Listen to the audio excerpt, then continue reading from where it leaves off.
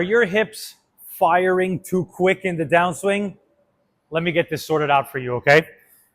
What I hear a lot from people in my lessons is that their hips are firing way too fast on the way down, and then they can't keep pace with the hands and chest.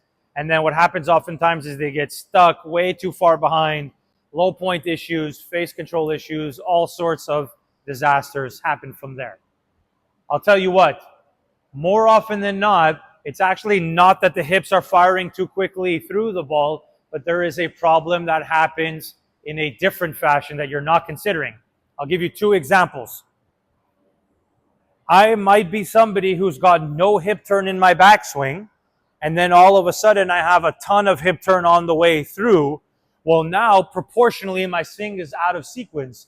I might have way too much downswing hip rotation for the very little amount of hip rotation I had in my backswing.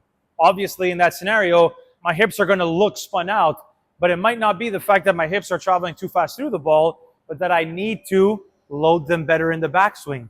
All of a sudden, if I get them loaded more on the way back, my starting point is much deeper. If I have the same speed to my hips now on the downswing, they won't look spun out.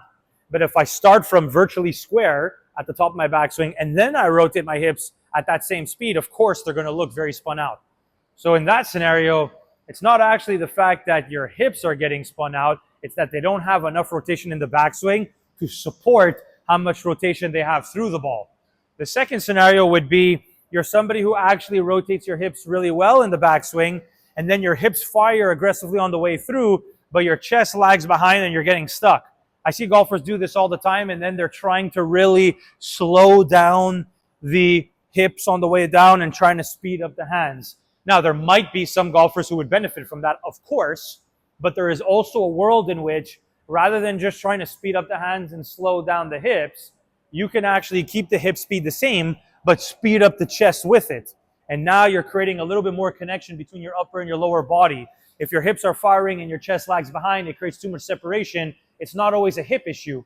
Your chest might just simply be too slow. And in this case, if you actually learn to speed up the chest with the hips, you can actually sequence everything together and get into some pretty good spots.